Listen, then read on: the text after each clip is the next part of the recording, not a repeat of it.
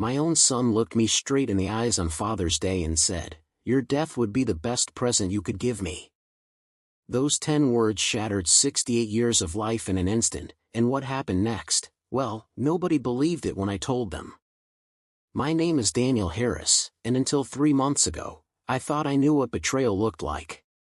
After 42 years practicing law in Charleston, South Carolina, I'd seen families torn apart by greed, watched children sue their own parents, witnessed the darkest corners of human nature played out in mahogany-paneled courtrooms. But nothing, absolutely nothing, prepared me for what my own flesh and blood would do to me.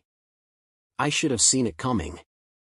The signs were all there, scattered like breadcrumbs along a path I was too blind, or perhaps too hopeful, to follow.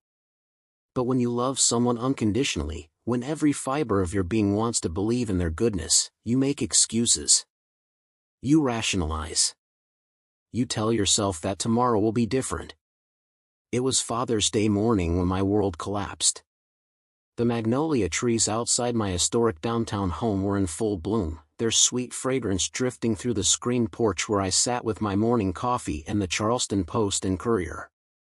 At 68, I still maintained the routine that had served me well throughout my career, up at 5:30 a.m., coffee black, newspaper cover to cover, and then a quiet moment of reflection before the day began.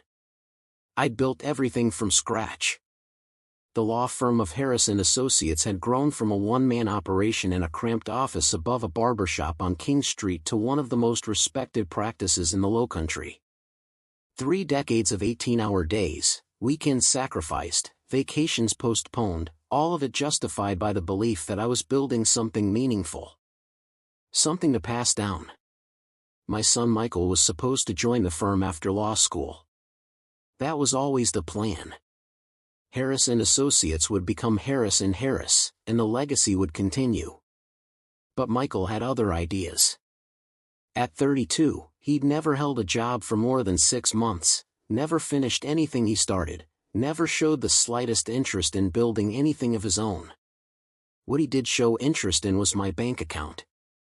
The phone calls always started the same way, "Hey Dad, how are you doing?" followed by 30 seconds of forced small talk before the real purpose emerged. A business opportunity that required just a small investment. A debt that needed to be paid off immediately. A car that had broken down. A rent payment that was overdue. I'd lost count of how much money I'd given him over the years. 50,000 here, 25,000 there. Each time, he swore it was the last time. Each time, I believed him because the alternative, accepting that my only child saw me as nothing more than an ATM, was too painful to acknowledge. My wife Sarah had seen through it years ago. Before the cancer took her 5 years earlier, she'd begged me to stop enabling him. "Danny," she'd whisper in those final days, her voice barely audible above the hum of the oxygen machine, "You're not helping him. You're hurting him. And you're hurting yourself." But even Sarah couldn't have imagined how far Michael would go. The doorbell rang at exactly noon. I'd been expecting him. We had plans for Father's Day lunch at Magnolia's, his choice. He said he had something special planned, something that would make up for all the missed birthdays, all the forgotten holidays, all the times he'd disappointed me. Like a fool, I allowed hope to bloom in my chest. Michael stood on my front porch wearing a smile that didn't reach his eyes. At 32, he still had the boyish features that had charmed teachers and gotten him out of trouble throughout his youth, but there was something different about him that day. Something harder. More calculating. "Happy Father's Day, old man," he said, stepping inside without waiting for an invitation. He looked around the foyer with those appraising eyes I'd learned to recognize, the ones that calculated value, that saw dollar signs instead of memories. "You look good, son," I said, meaning it. Despite everything, despite the disappointments and the heartache, seeing him still filled me with a parent's irrational love. "Ready for lunch?" "Actually, Dad, I thought we could eat here today. I brought something special." He held up a bag from Harris Teeter. "Remember how Mom used to make those sandwiches on Sunday afternoons? With the tomatoes from our garden? The mention of Sarah caught me off guard. Michael rarely talked about his mother, and when he did, it was usually to complain about something she'd done or said. But here he was, invoking her memory on Father's Day, suggesting we recreate one of our family traditions. "That sounds wonderful," I said, my voice thick with emotion. "She'd love that." We moved to the kitchen, and for a moment, it felt like old times. Michael moved around the space with surprising familiarity, pulling ingredients from the bag, finding the cutting board and knife without having to ask where they were kept. He hummed while he worked, an old Sinatra tune that Sarah used to sing while cooking. "You know, Dad," he said without looking up from the tomatoes he was slicing, "I've been doing a lot of thinking lately. About us. About the family. About the future." My heart lifted. This was what I'd been waiting for, a sign that he was ready to grow up, to take responsibility, to become the son I'd always hoped he could be. "I'm glad to hear that, Michael. You know I'm always here for you, whatever you need." He paused, the knife halfway through a particularly ripe tomato. A drop of juice fell onto the cutting board with a soft plop. "That's exactly what I wanted to talk to you about. What I need." Something in his tone made me uneasy, but I pushed the feeling aside. "Not today. Not on Father's Day." We carried our plates to the dining room, the same room where we'd celebrated every major holiday and milestone of Michael's life. The mahogany table that had belonged to Sarah's grandmother gleamed in the afternoon sunlight streaming through the lace curtains. Everything was exactly as Sarah had left it, exactly as she would have wanted it. Michael took a bite of his sandwich and made a show of savoring it. "Perfect," he said. "Just like Mom used to make." Then his expression shifted, the nostalgic warmth draining from his features like water from a broken dam. "Dad, I need you to listen to me carefully. I need you to really hear what I'm about to say." The unease I'd been fighting blossomed into full-fledged anxiety. "Of course, son. What is it?" Michael set down his sandwich and leaned back in his chair, studying me with those calculating eyes. "I'm tired of waiting." "Waiting for what?" "For you to die." The words hung in the air between us like a physical presence. I actually felt my heart skip a beat, felt the blood drain from my face. "Michael, that's..." "Let me finish." His voice was calm, matter-of-fact, as if he were discussing the weather. "I'm 32 years old, Dad. 32. Do you know what that means? It means I've wasted the best years of my life waiting for my inheritance. Waiting for you to finally kick the bucket so I can get what's rightfully mine." I stared at him, unable to process what I was hearing. This couldn't be my son talking. This couldn't be the little boy I'd taught to ride a bicycle, the teenager I'd bailed out of jail, the young man whose college tuition I had paid despite his complete lack of interest in learning. "Michael, you can't mean..." "I do mean it. Every word." He leaned forward, his eyes bright with a kind of fever I'd never seen before. "Do you have any idea what it's like to know that there's $7 million sitting in accounts and investments with my name on them, but I can't touch it because you refuse to die? $7 million. He knew exactly how much I was worth. Down to the last dollar. "You don't understand," I whispered. "The money, the firm, everything I've built, it's all for you. It's always been for you. When the time comes..." "When the time comes?"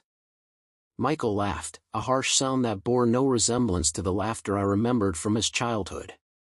"Dad, you're 68 years old. You could live another 20 years. 20 years. I'll be 52 by then. My life will be over." The sandwich I'd been eating turned to ash in my mouth. "Your life isn't over, Michael. You're young, you're intelligent. I'm broke." The words exploded from him with startling violence. "I'm 32 years old and I'm broke because every dollar I make, every dollar you give me, it's never enough. Do you know why? Because I know what's waiting for me. Because I know that someday, I'll be rich beyond my wildest dreams. So why work? Why struggle? Why build anything when I'm going to inherit everything? The truth of it hit me like a physical blow. All those years of enabling, of giving him money whenever he asked, of bailing him out of every mistake and poor decision, I hadn't been helping him. I'd been destroying him. Sarah had been right. Michael, I said, my voice barely above a whisper, if you need money. I don't need money, Dad. I need all the money. I need you gone. The last 3 words fell between us like stones into still water, creating ripples that would spread outward and change everything. I looked at my son, really looked at him, and saw a stranger. No, worse than a stranger. I saw someone who had calculated my worth and found my continued existence to be an inconvenience. You don't mean that, I said, though I could hear the doubt in my own voice. Michael smiled then, and it was the most chilling expression I'd ever seen on a human face. Your death would be the best present you could give me, Dad. The best Father's Day gift I could ever receive. The silence that followed stretched between us like a chasm. Somewhere in the distance, I could hear the grandfather clock in the hallway ticking away the seconds of what felt like the longest moment of my life. The magnolia-scented breeze still drifted through the windows, the sunlight still painted golden rectangles on the hardwood floor, but everything had changed. Everything. Get out, I said quietly. What? Get out of my house. Now. Michael's expression didn't change. If anything, he looked satisfied, as if this was exactly the reaction he'd been hoping for. Fine. But this doesn't change anything, Dad. I meant every word I said. He stood up slowly, deliberately, leaving his half-eaten sandwich on the table. You know what the funny thing is? You always said you wanted me to be honest with you. Well, now I am. Now you know exactly how I feel. I sat frozen in my chair as he walked to the door. Just before he reached it, he turned back to look at me one last time. Happy Father's Day, old man. The front door closed with a soft click, and I was alone. Alone with the truth. Alone with the knowledge that my only child, the person I loved most in this world, wished I was dead. That was 3 months ago, and everything that happened after that moment changed not just my life, but the lives of everyone I thought I knew. Because what I discovered about Michael, about my own family, about the people I'd trusted most, it was worse than anything I could have imagined.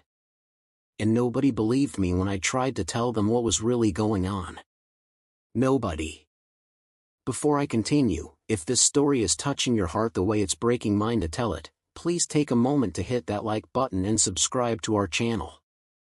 Your support means everything, and it helps me share these deeply personal stories with people who truly understand the pain of family betrayal. Also, I'd love to know where you're listening from. Drop your city in the comments below. It's amazing how these family struggles connect us all, no matter where we live. I didn't sleep that night. How could I? Every time I closed my eyes, I saw Michael's face, that cold, calculating expression as he told me my death would be the best gift I could give him. I kept replaying the conversation, searching for some sign that he hadn't meant it, that it was just anger talking, that somewhere underneath that cruel facade was the little boy who used to climb into my lap and ask me to read him bedtime stories. But deep down, I knew better. The Michael who had sat across from me at that dining room table was someone I'd never really known. Maybe someone I'd never wanted to know. By 4 a.m., I was in my home office, poring over financial records I hadn't looked at in years. If Michael knew my net worth down to the last dollar, how had he gotten that information? My accountant, Jim Morrison, was a friend from college who'd handled my affairs for decades. There was no way he would have disclosed those details to anyone, not even my son. But as I dug deeper into my files, a disturbing pattern began to emerge. Credit card statements showed charges I didn't remember making. Small amounts, nothing that would catch my attention during a routine review, but consistent. Gas stations in Atlanta when I hadn't been to Atlanta. Restaurants in Colombia when I had been home all week. Hotel charges in cities I had never visited. My hands started shaking as the implications became clear. Someone had been using duplicate cards in my name. Someone with access to my personal information, my social security number, my mother's maiden name, all the security questions banks ask to verify identity. Someone like Michael. I pulled up my online banking account and spent the next 2 hours going through every transaction from the past year. What I found made me physically sick. Cashier's checks made out to M. Harris that I'd never authorized. Wire transfers to accounts I'd never seen before. ATM withdrawals in cities across the southeast, always for amounts just under the daily limit, never enough to trigger fraud alerts. He'd been stealing from me. Systematically, methodically, for at least a year. Maybe longer. My phone rang at 6:30 a.m. The caller ID showed Michael, and for a split second, I felt that old surge of hope. Maybe he was calling to apologize, to take back those horrible words, to explain that it had all been some kind of terrible misunderstanding. "Dad?" His voice sounded different. Worried. Almost scared. "Michael." "Dad, listen, I need to talk to you about yesterday. I think I may have given you the wrong impression about some things." The wrong impression. As if wishing for my death was just a miscommunication. "I saw the bank records, Michael." The silence on the other end of the line stretched for so long I thought he'd hung up. Finally, "What bank records? Don't lie to me." "Not anymore. I know you've been stealing from me. Credit cards, wire transfers, cashier's checks. How long has this been going on?" Another long pause. Then, to my absolute astonishment, he laughed. "Stealing? Dad, that's a little dramatic, don't you think? I'm your son. I'm your heir. What difference does it make if I access my inheritance now or later?" The casual audacity of it took my breath away. "The difference is that it's not your money yet. The difference is that what you're doing is called fraud. The difference is that what I'm doing is surviving while my father hoards millions of dollars like some kind of dragon sitting on a treasure hoard." "Michael, stop." "No, you stop. You want to know how long it's been going on? 3 years, Dad. 3 years of taking what should have been mine anyway. And you know what the best part is? You never even noticed. All that money, all those accounts, and you never even missed it. 3 years. While I was still grieving Sarah, while I was trying to figure out how to live without the love of my life, my own son had been systematically robbing me blind." "How much?" I whispered. "What? How much have you taken?" I could hear him breathing on the other end of the line, could almost picture him calculating whether to lie or tell the truth. "Does it matter? It's all going to be mine eventually anyway." "How much, Michael?" "About 400,000. The number hit me like a physical blow. $400,000. Gone. Stolen by my own flesh and blood while I was too blinded by grief and love to see what was happening right in front of me." "You're going to pay it back," I said, surprised by the steadiness of my own voice. "Every penny." "Or what? You'll call the cops on your own son? You'll have me arrested?" "We both know you won't do that, Dad. You love me too much. It's your weakness." He was right, and we both knew it. I'd covered for him his entire life, made excuses, smoothed over his mistakes, protected him from consequences.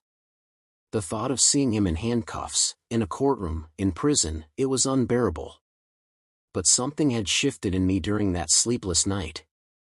Something fundamental had broken when he wished for my death, and now, learning about the extent of his betrayal, whatever remained of my unconditional love was crumbling to dust.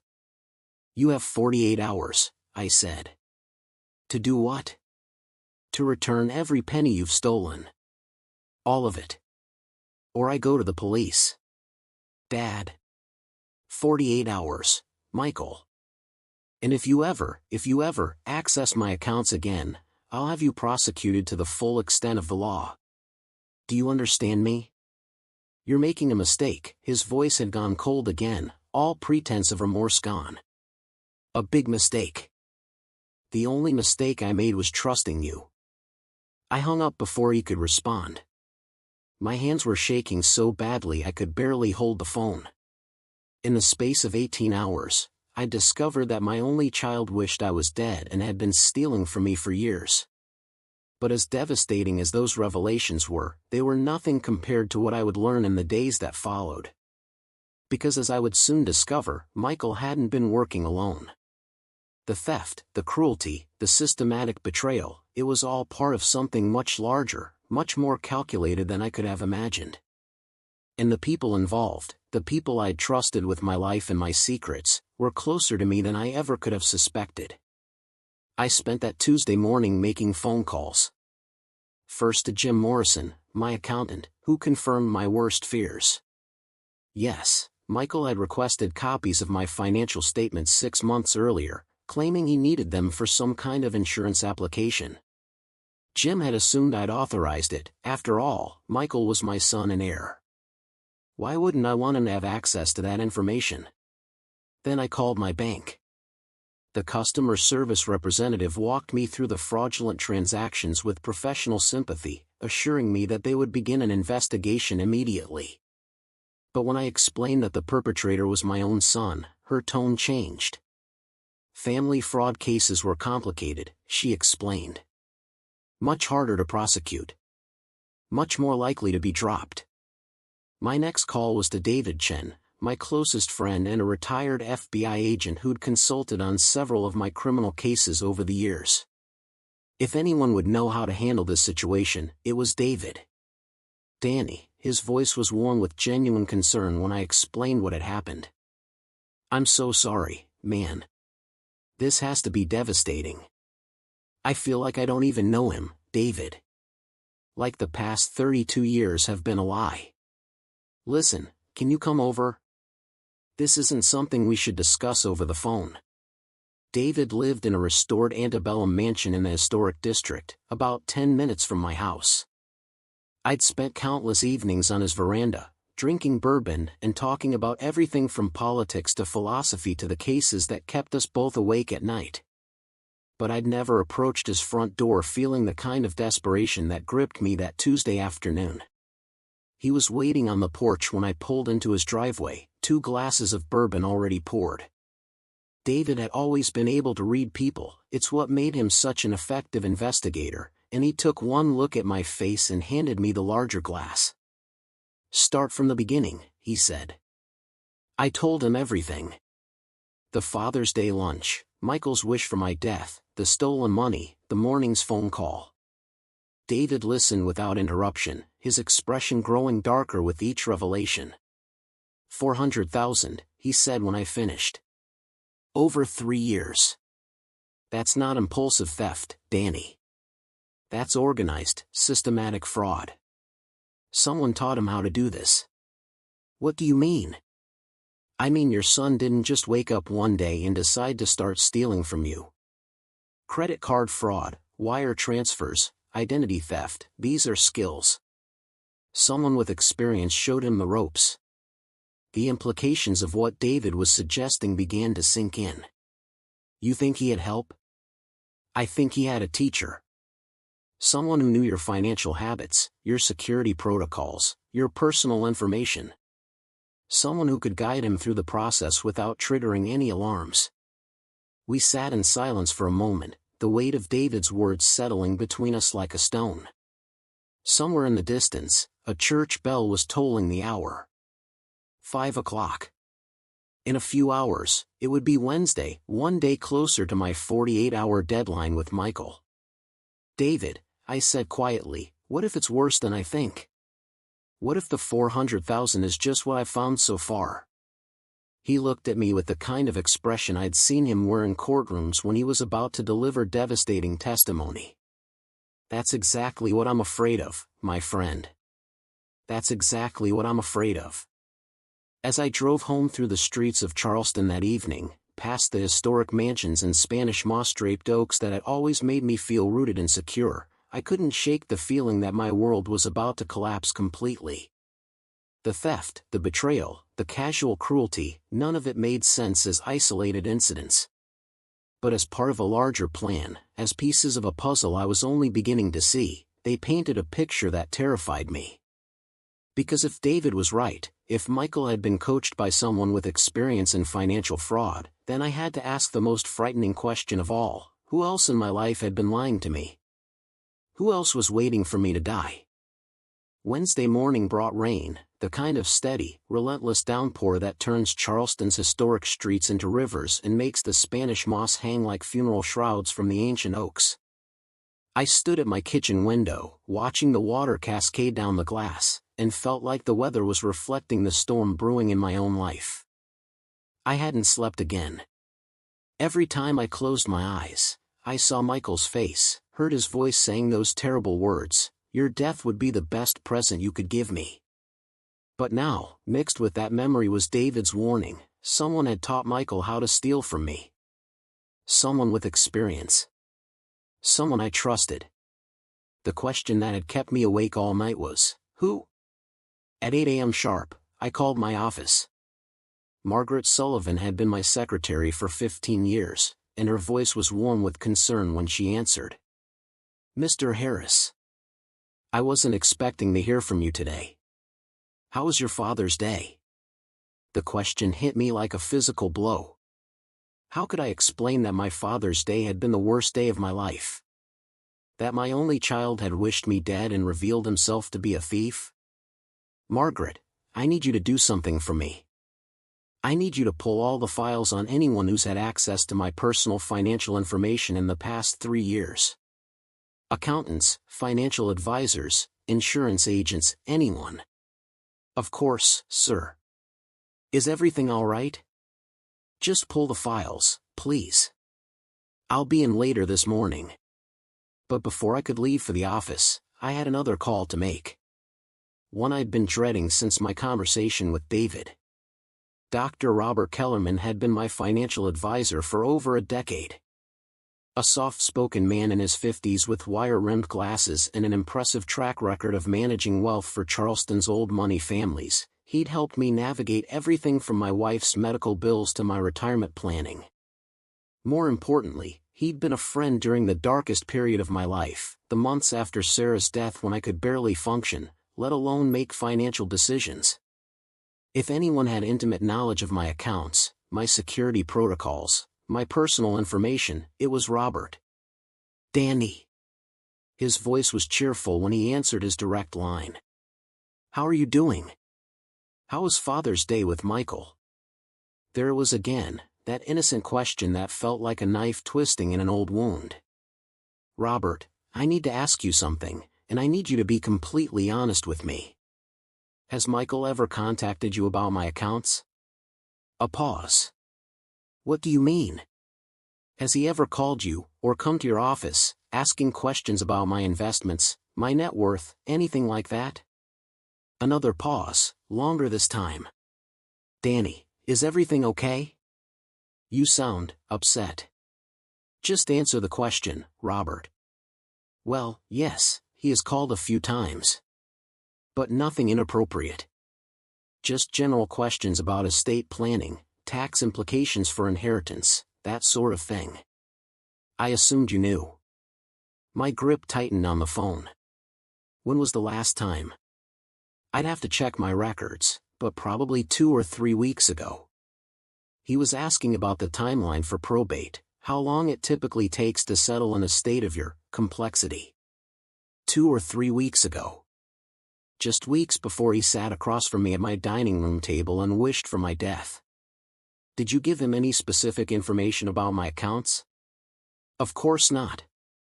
I'm not legally allowed to discuss your financial affairs with anyone, not even family members, without your written authorization." Relief flooded through me. At least Robert had maintained professional boundaries. "But Danny," Robert continued, and something in his tone made my stomach clench. "He did ask me something strange during that last call. What? He wanted to know if you'd made any recent changes to your will. Specifically, if you'd added any new beneficiaries or changed the terms of his inheritance. The room seemed to spin around me. What did you tell him? I told him I wasn't your attorney, that you'd have to ask Jim Morrison about any estate planning changes. But Danny, the way he asked, it was almost like he was worried about something. Like he suspected you might have cut him out. After I hung up with Robert, I sat in my kitchen for a long time, trying to process what I'd learned. Michael hadn't just been stealing from me, he'd been actively monitoring my financial situation, tracking my estate planning, making sure his inheritance remained intact while he slowly drained my accounts. But the more I thought about it, the more questions arose. How had Michael known which questions to ask? How had he learned to avoid triggering fraud alerts? How had he managed to steal $400,000 over 3 years without leaving a trail that led back to him? The answer came to me as I was driving to my office through the rain-soaked streets of Charleston. I pulled over at a gas station and sat in my car, hands shaking as the pieces of the puzzle began to fall into place. Michael hadn't learned these skills from a professional criminal.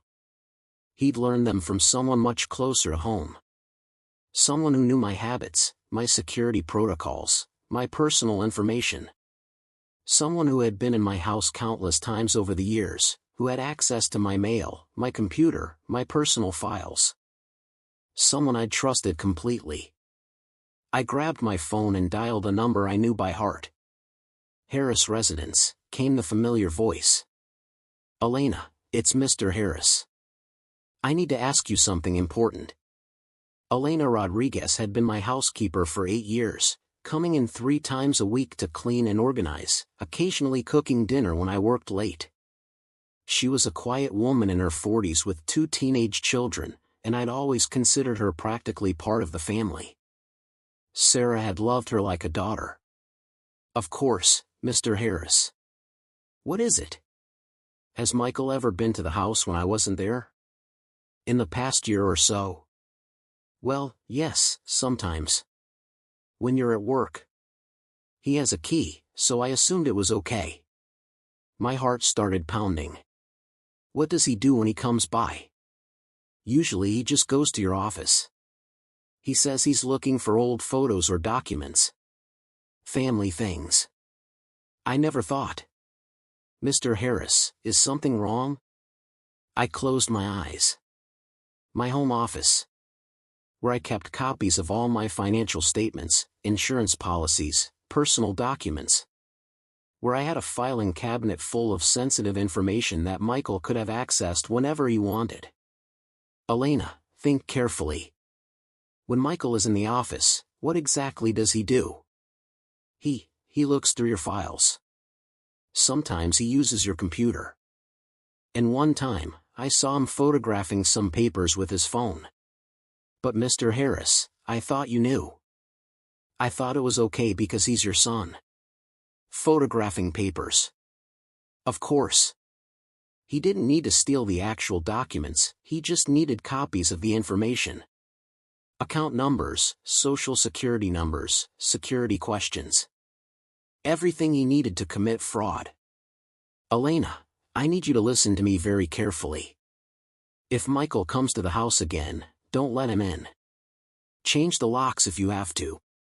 And if he asks you any questions about me, about my habits, about anything, don't tell him anything. Do you understand? Mr. Harris, you're scaring me. What's going on?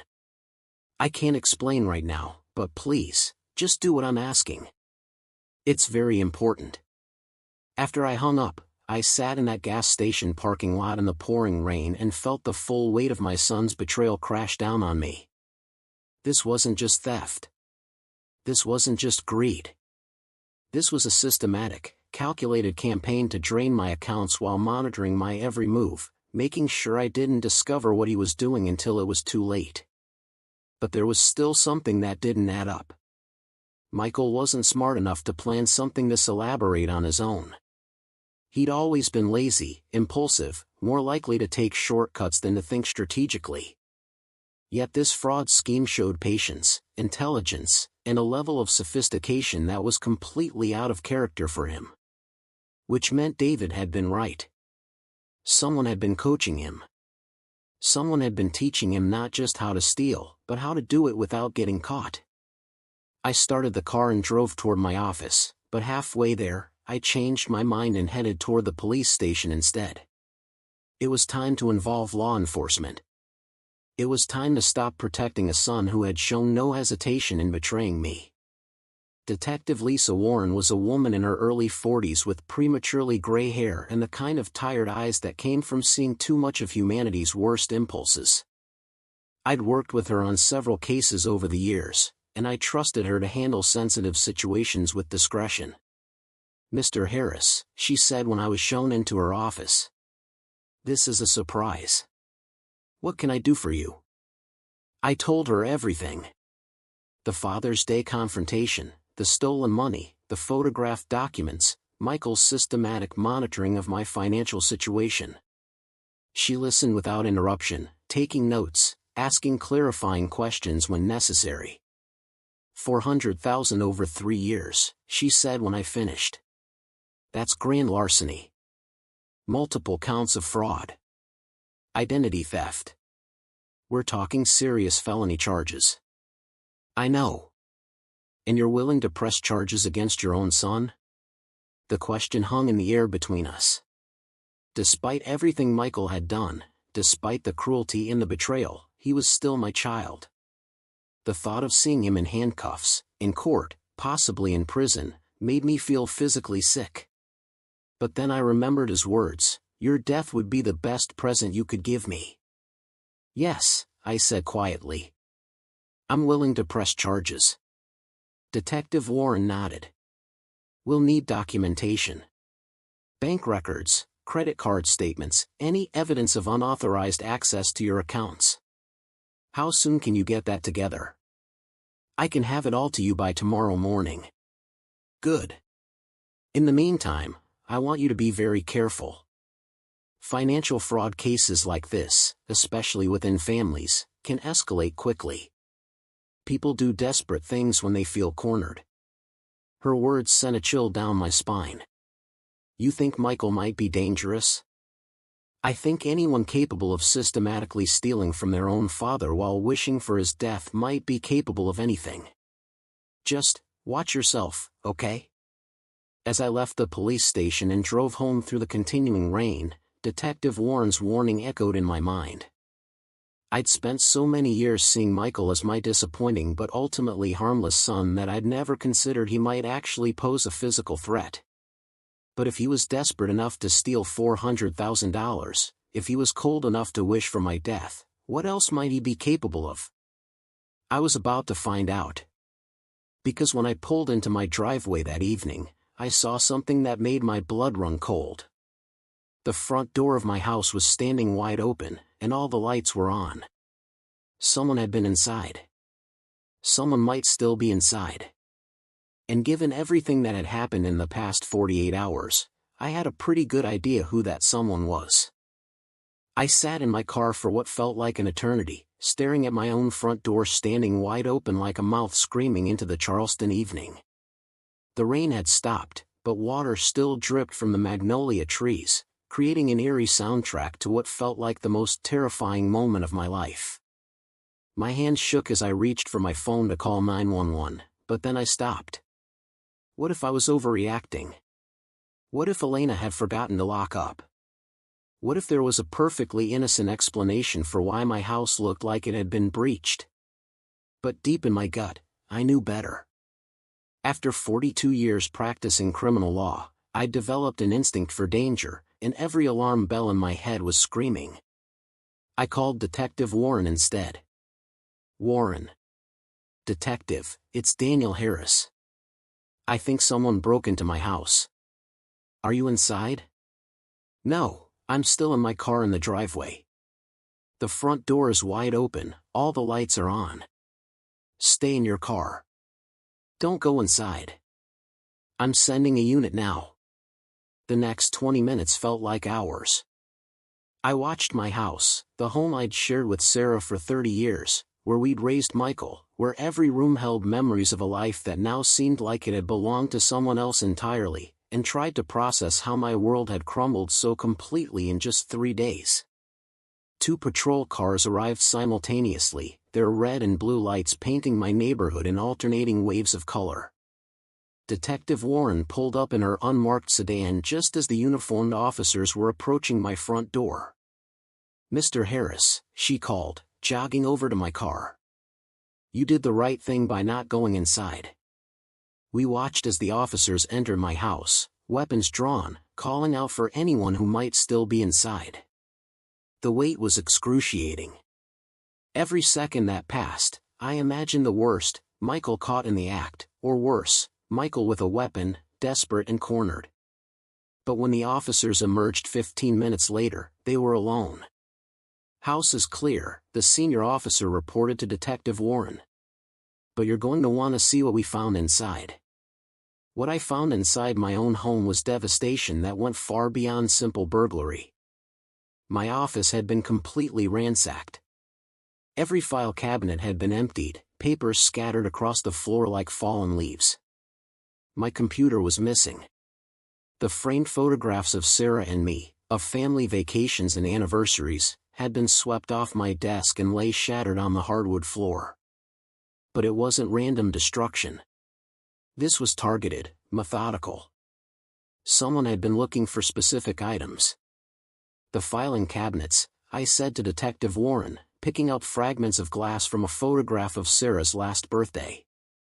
"Those contained copies of everything. Insurance policies, financial statements, legal documents." "What about your computer? Was there sensitive information on it?" "Passwords saved in the browser. Email accounts. Online banking access." The full implications hit me like a sledgehammer. Jesus Christ, they have everything now. Detective Warren was photographing the scene when her phone buzzed. She stepped away to take the call, and I heard her voice rise in surprise. "When? Are you sure?" A long pause. "We'll be right there." She hung up and turned to me with an expression I couldn't read. "Daniel, we need to go to the hospital." My heart stopped. "What? Why?" "Your son Michael was brought to Charleston General about an hour ago. He's been beaten pretty badly." The drive to the hospital passed in a blur. Despite everything Michael had done to me, despite the theft and the cruelty and the wish for my death, he was still my child. The thought of him lying broken in a hospital bed made me feel sick with worry and guilt. What if this was connected to the break-in? What if whoever had ransacked my house had also attacked Michael? What if this was all spiraling into something far more dangerous than financial fraud? Detective Warren stayed with me as we made our way through the sterile corridors of Charleston General. The familiar smell of antiseptic and floor wax brought back memories of Sarah's final days, and I had to steady myself against the wall as we approached the ICU. "Mr. Harris?" A young doctor approached us, his scrubs stained with what I prayed wasn't my son's blood. "I'm Dr. Martinez. Your son is stable, but he's been through quite an ordeal." "What happened to him?" "Multiple contusions, 2 cracked ribs, significant facial swelling. Someone worked him over pretty thoroughly. He's conscious, but he's been asking for you." Michael looked smaller somehow, lying in that hospital bed with machines beeping around him and bandages covering half his face. His left eye was swollen completely shut, and there were finger-shaped bruises around his throat that made my stomach lurch. But when his right eye focused on me, I saw something I hadn't seen in years: genuine fear. "Dad," he whispered through split lips. "I'm here, son. I'm here. I'm sorry.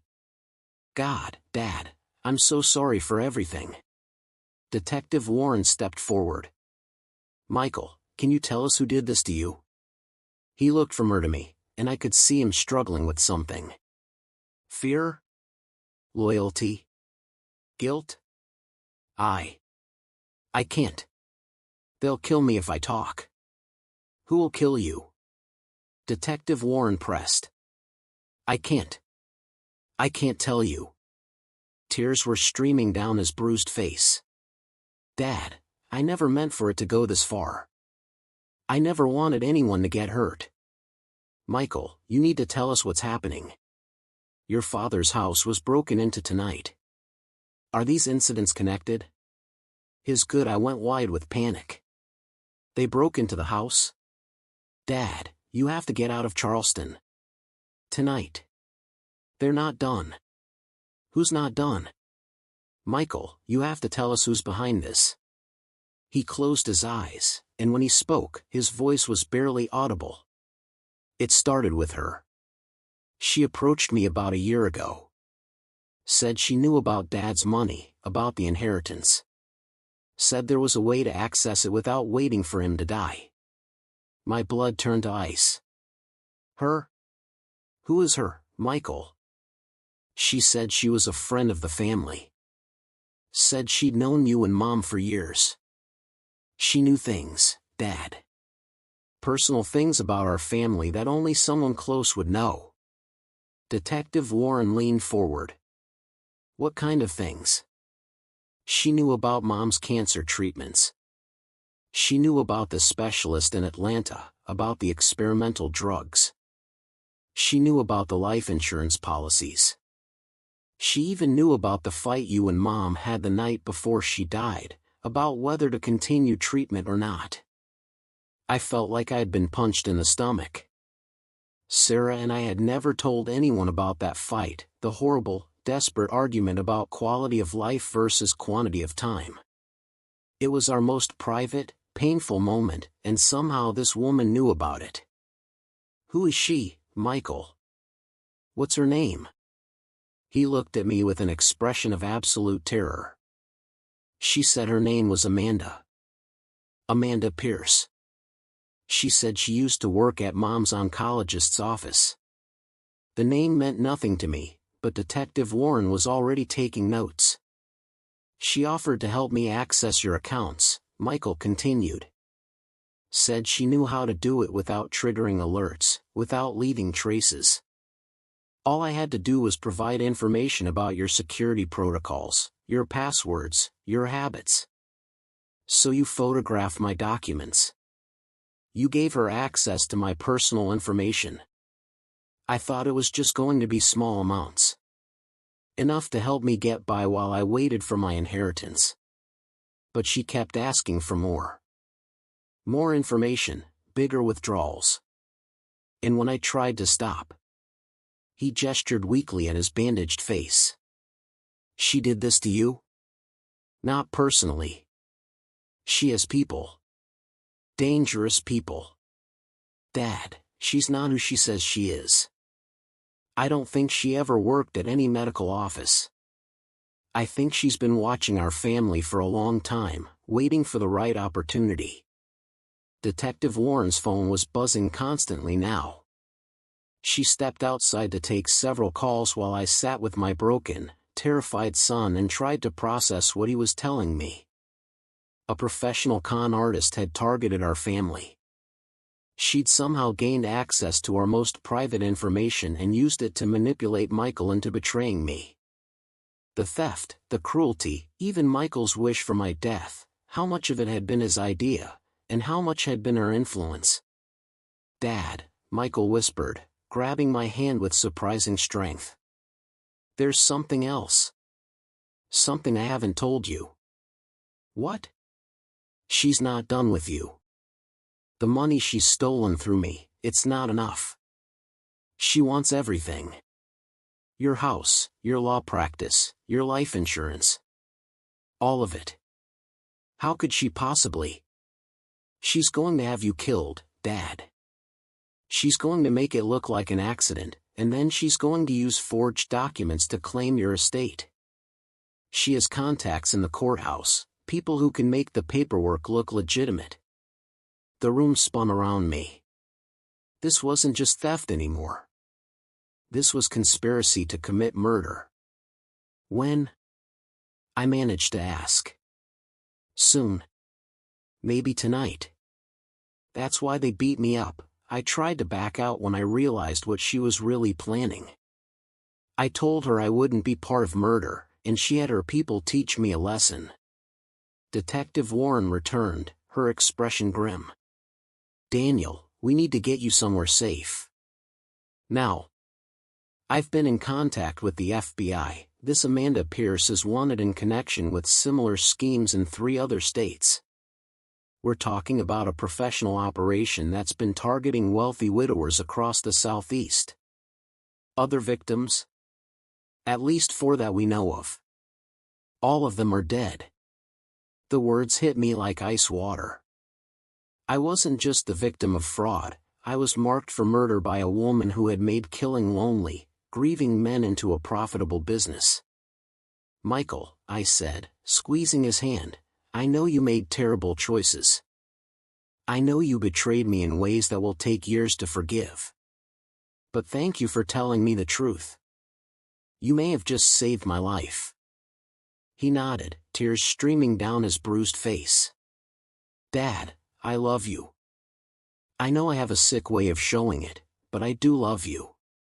And I'm going to make this right somehow.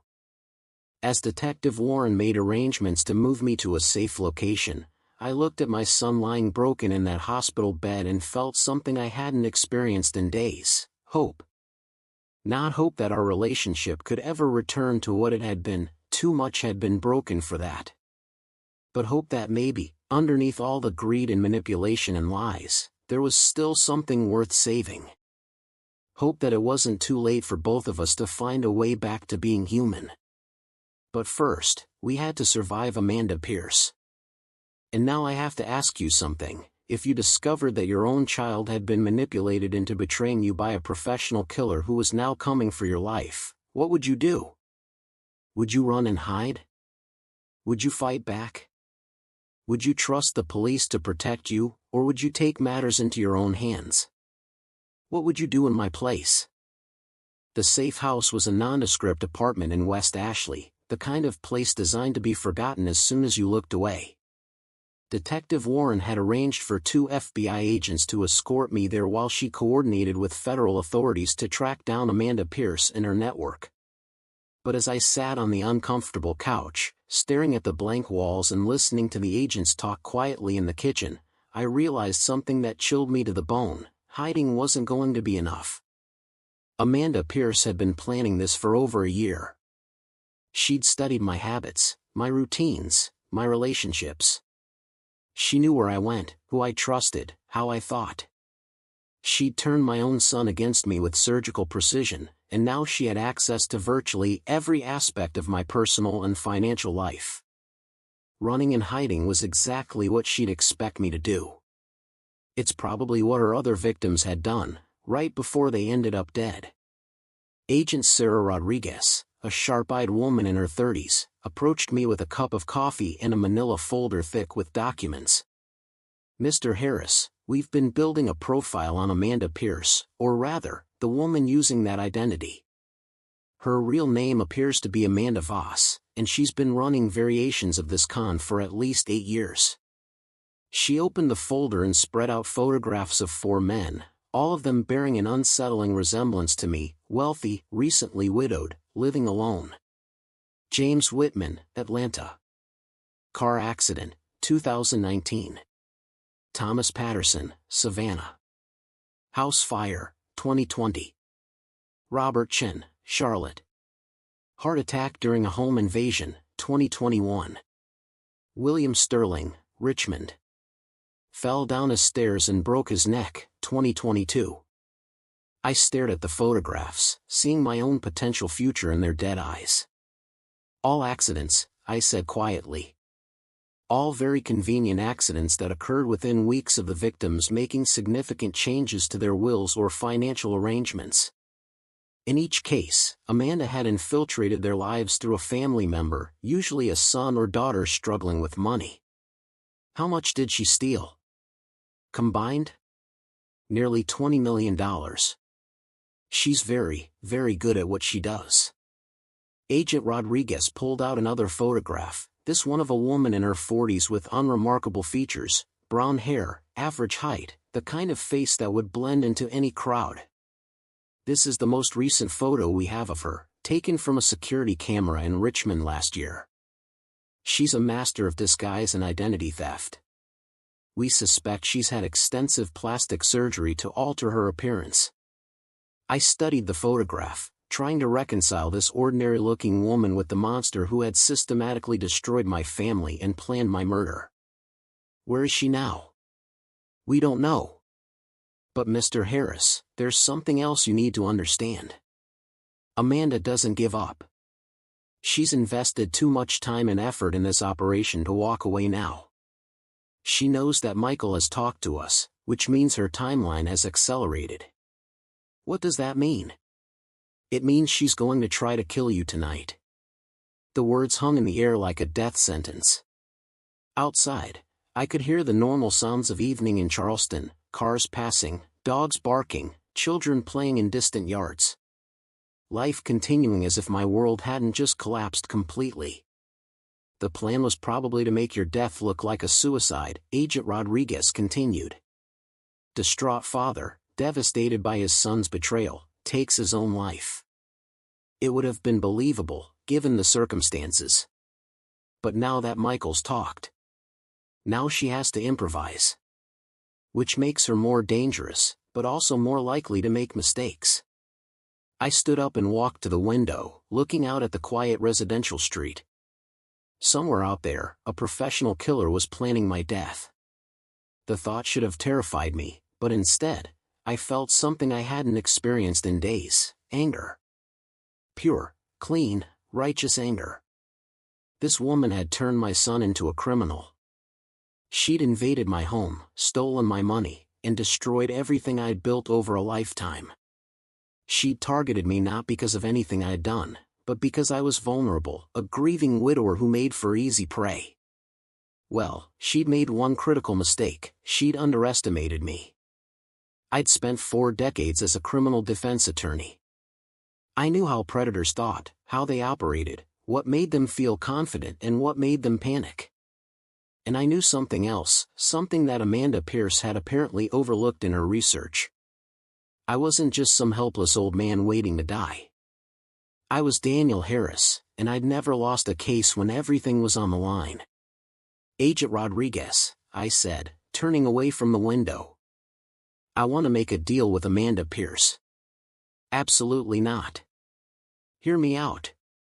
She wants my money, right? She wants access to my estate. What if I gave it to her? Mr. Harris, you can't seriously. What if I contacted her and offered to transfer everything to her voluntarily? Told her I was broken, that I couldn't handle the betrayal, that I just wanted it all to end?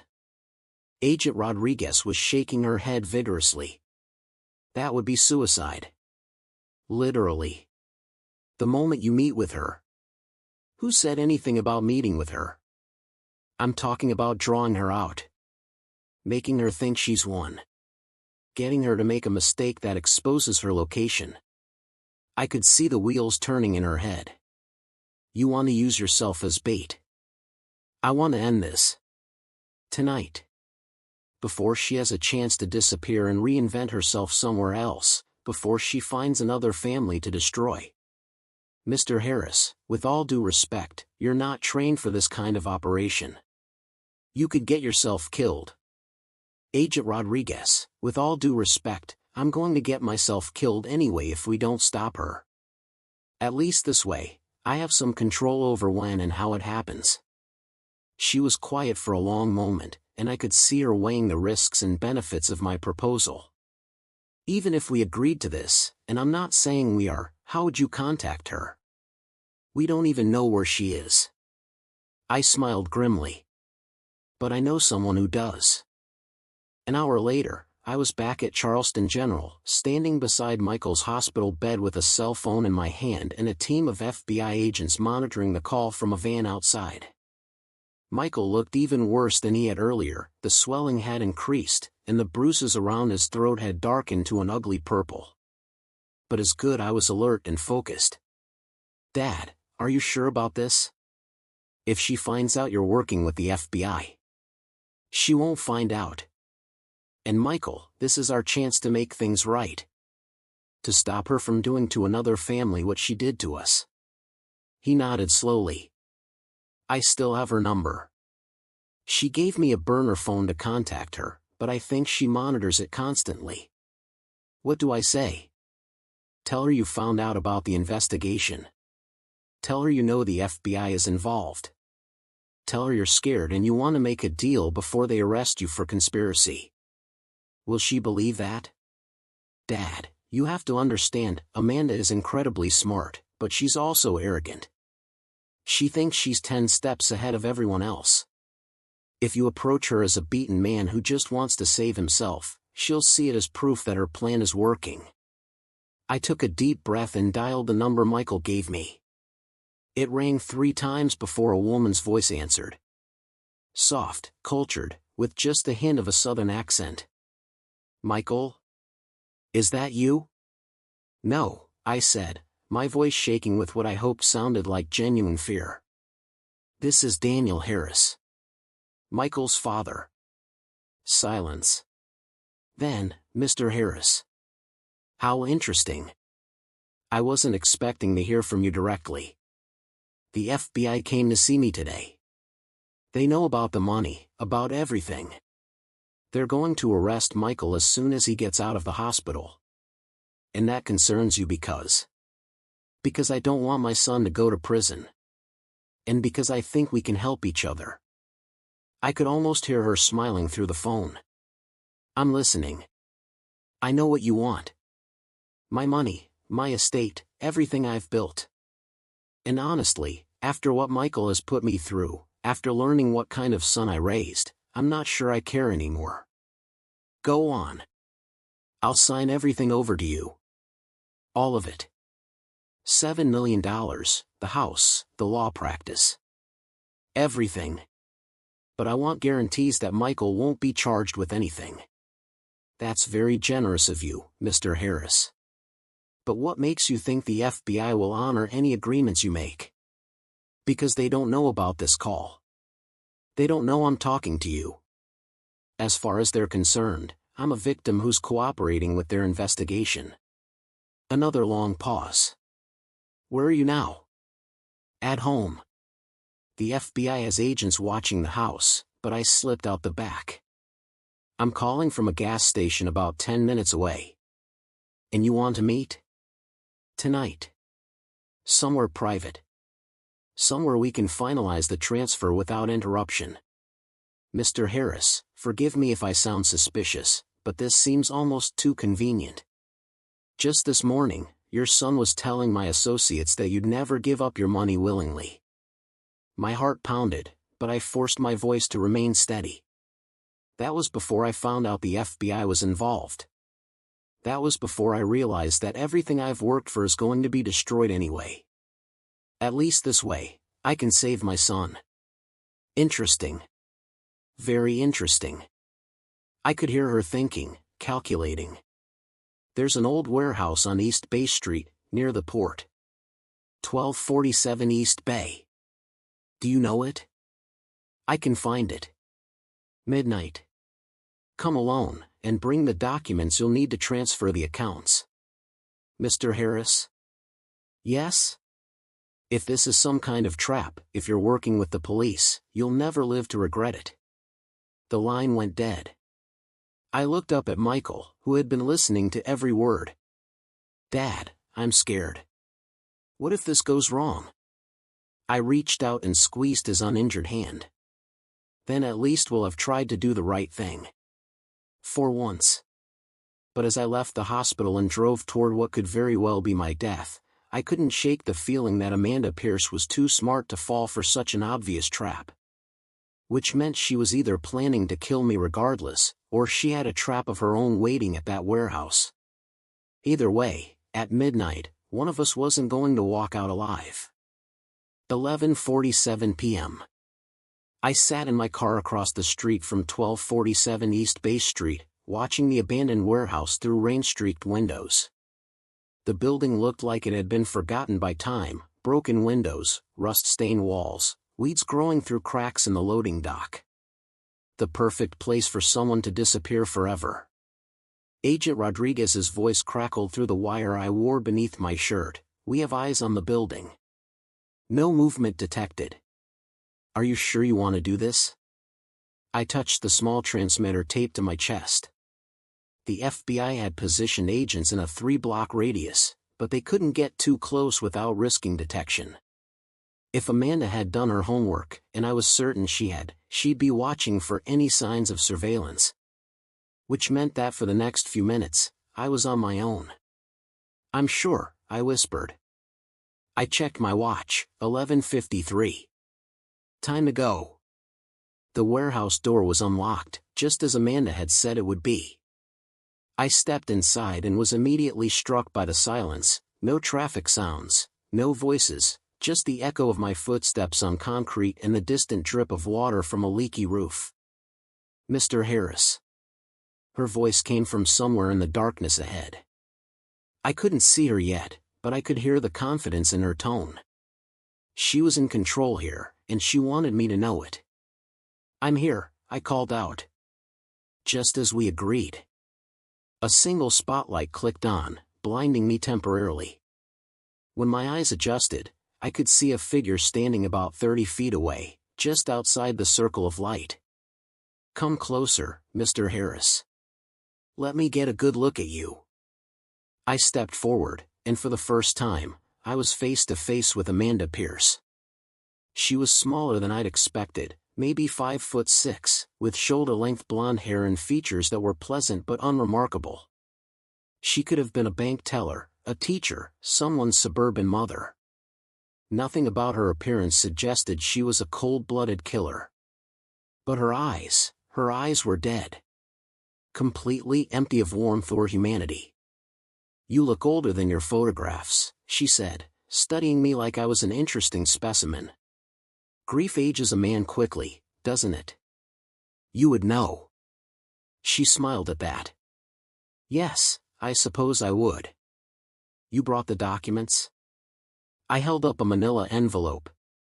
Account numbers, passwords, everything you need to access my money.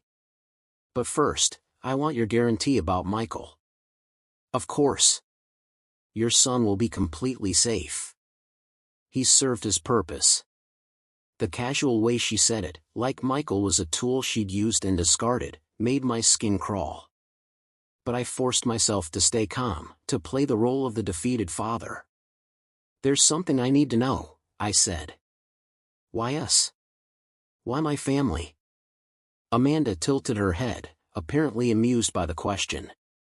You really want to know? Yes. Your wife's obituary. It was published in newspapers across the Southeast.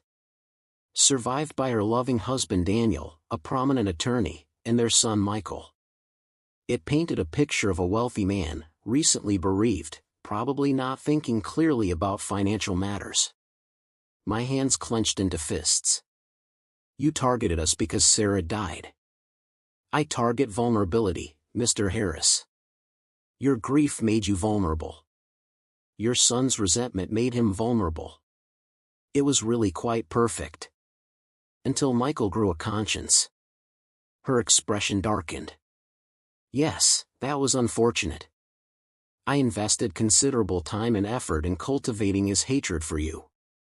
Teaching him to see you as an obstacle to his happiness rather than a father who loved him. But in the end, biology won out over training. You made him hate me. Oh no, Mr. Harris. The hatred was already there. I simply focused it, refined it, gave it purpose. Your son resented you long before I ever met him. All those years of disappointment, of never living up to your expectations, of feeling like a failure in your shadow. I just showed him how to monetize that resentment. The words hit harder than any physical blow. Had I really failed Michael so completely? Had my love somehow become a burden that drove him to betray me? I can see you're having doubts, Amanda continued, apparently reading my thoughts. Good. Doubt makes people easier to manipulate. It's one of the first things I look for. She took a step closer, still staying just outside the light. But let's not get sentimental, shall we? You have something I want, and I have something you need. Give me the documents, and your son lives to see tomorrow. And me? You? Oh, Mr. Harris, surely you don't think you're walking out of here alive? The pretense dropped away like a mask being removed. Her voice became cold, businesslike. The plan was always for you to die. Tonight was supposed to be your suicide, the grief-stricken father who couldn't handle his son's betrayal. I have a lovely note already prepared in your handwriting, apologizing for the pain you've caused and expressing your wish that Michael inherit everything without the burden of your mistakes. You've been practicing my handwriting. Among other things. Did you know you bite your lip when you're concentrating? That you always park in the third row at the grocery store? That you read the obituaries every morning with your coffee? The level of surveillance she'd conducted was chilling. She'd been watching me for months, learning my habits, preparing for this moment. The only question now, she continued, is whether your death will be quick and relatively painless, or slow and agonizing. That depends entirely on how cooperative you are in the next few minutes. I looked around the warehouse, noting the exits, the shadows where her accomplices might be hiding, the tools and equipment that could be used as weapons. My lawyer's mind was already calculating options, looking for advantages. You're thinking about fighting, Amanda observed. I can see it in your eyes. Let me save you some time. There are 2 men positioned at the exits, both armed, both very experienced at making problems disappear. Even if you somehow manage to overpower me, which you won't, you'd never make it out of this building alive. Maybe. But at least I'd take you with me. She laughed, a sound like breaking glass. Such admirable spirit. I can see why you were so successful as an attorney. But Mr. Harris, I've been doing this for 8 years. I've killed 4 men, stolen $20 million, and never once come close to being caught. Do you really think a grieving widower is going to be the one to stop me? I smiled then, and I could see it caught her off guard. Actually, yes. I do. And why is that? Because you made one critical mistake, Amanda. You underestimated me. I reached into my jacket, and immediately heard the sound of weapons being drawn from the shadows around us. Careful, Mr. Harris. My associates have very quick reflexes. Relax, I said, pulling out my cell phone. I just want to show you something. I held up the phone so she could see the screen. It showed an active call that had been running for exactly 17 minutes. You've been streaming live to the FBI, I explained. Every word you've said, every confession you've made, every detail about your previous victims. They have it all. Amanda's face went completely white. That's impossible. I checked you for wires before you came in. You checked the building for electronic surveillance. But you didn't check my phone. I gestured to the small device clipped to my collar. Bluetooth microphone, broadcasting directly to FBI servers. They've been recording everything. The sound of sirens was already audible in the distance, growing louder by the second. You have maybe 3 minutes before this place is surrounded, I continued. Your choice, surrender now, or try to shoot your way out and guarantee yourself a death sentence. Amanda's mask of control finally slipped completely. The composed professional killer was replaced by a panicked animal, looking desperately for an escape route. You son of a bitch, she snarled. Do you have any idea what you've done? Do you know what kind of people I work with? They'll never stop hunting you now. Maybe. But at least my son will be safe. She raised her gun, a small revolver that had appeared in her hand with practiced ease, and aimed it directly at my chest. If I'm going down, you're coming with me. No, said a voice from the darkness. He's not. The spotlight swung around, illuminating Michael as he stepped out of the shadows near the loading dock. He was still bruised and bandaged from his beating, but he was holding a tire iron with steady hands. Michael. Amanda spun toward him. "What are you doing here?" "Making things right," he said quietly. "For the first time in my life, I'm doing the right thing." The next few seconds passed in slow motion. Amanda turned her gun toward Michael, and I threw myself forward, tackling her around the waist. The gun went off, the bullet ricocheting off concrete. We hit the ground hard, and I could hear shouts and footsteps as the FBI agents stormed the building. When the dust settled, Amanda Pierce, real name Amanda Voss, was in handcuffs, and I was sitting on the warehouse floor with my arm around my son, both of us shaking with adrenaline and relief. "Dad," Michael whispered, "I'm sorry. For everything. I know I can never make up for what I did, but I want to try." "We'll figure it out," I said. "One day at a time." Detective Warren approached us, holstering her weapon. "The warehouse is secure. We got her, and we got her accomplices. This operation is finished." As the FBI led Amanda away, she looked back at me one last time.